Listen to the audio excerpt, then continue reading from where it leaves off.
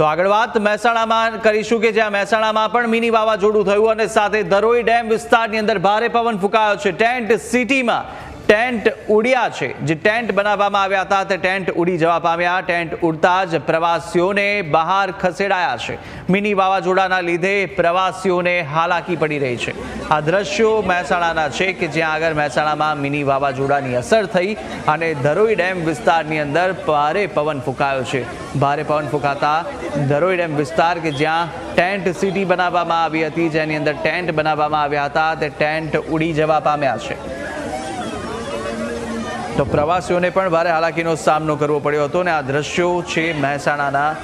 વધુ વિગતો મેળવીએ। સંવાદદાતા કમલેશ ફોનલાઈન પર જોડાઈ ચૂક્યા છે। કમલેશ, જે રીતે ભારે પવન ફૂંકાઈ રહ્યો છે, મિની વાવાઝોડાની અસર મહેસાણા જિલ્લામાં પણ થઈને ધરોઈ ડેમ વિસ્તારની અંદર પણ જે દ્રશ્યો સામે આવી રહ્યા છે તે પણ ચોંકાવનારા, કારણ કે ટેન્ટ સિટીમાં ટેન્ટ પણ ઉડી જવા પામ્યા। શું વિગતો મળી રહી છે?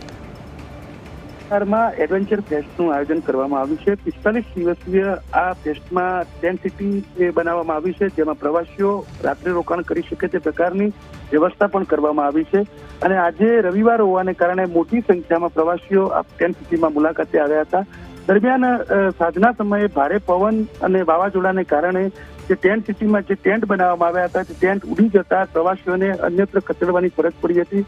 ધરોઈ ડેમ સત્તાવાળાઓની સાથે સાથે સતલાસણા પોલીસ અને જે ટેન્ટ સિટીના જે આયોજકો છે તેમના દ્વારા ત્વરિત જે પ્રવાસીઓ છે તેમને બહાર કાઢી લઈ અને અન્યત્ર ખસેડી દીધા હતા। જોકે આ વાવાઝોડાને કારણે જે ટેન્ટ સિટી બનાવવામાં આવી હતી તેને ભારે નુકસાન થયું છે। તો સાથે સાથે મોટી સંખ્યામાં ટેન્ટ ઉડી જવાના પણ સમાચાર આવી રહ્યા છે। જે ધરોઈ ડેમ વિસ્તારમાં વાવાઝોડાની ભારે અસર થઈ હતી અને ભારે અસરને કારણે આજે દ્રશ્યો સામે આવ્યા છે અને જે એડવેન્ચર ફેસ્ટમાં જે આયોજન કરવામાં આવ્યું હતું તેમાં ભારે નુકસાન થયું હોવાના સમાચાર મળી રહ્યા છે। બિલકુલ બિલકુલ। અને ત્યાં આગળ પ્રવાસીઓનો પણ ધસારો હતો। જો કે આ ધરોઈ ડેમ વિસ્તાર અને સાથે કયા કયા વિસ્તારોમાં મહેસાણામાં આની અસર જોવા મળી રહી છે? કેવા પ્રકારની કોઈ નુકસાનીના સમાચાર મળી રહ્યા છે કે કેમ?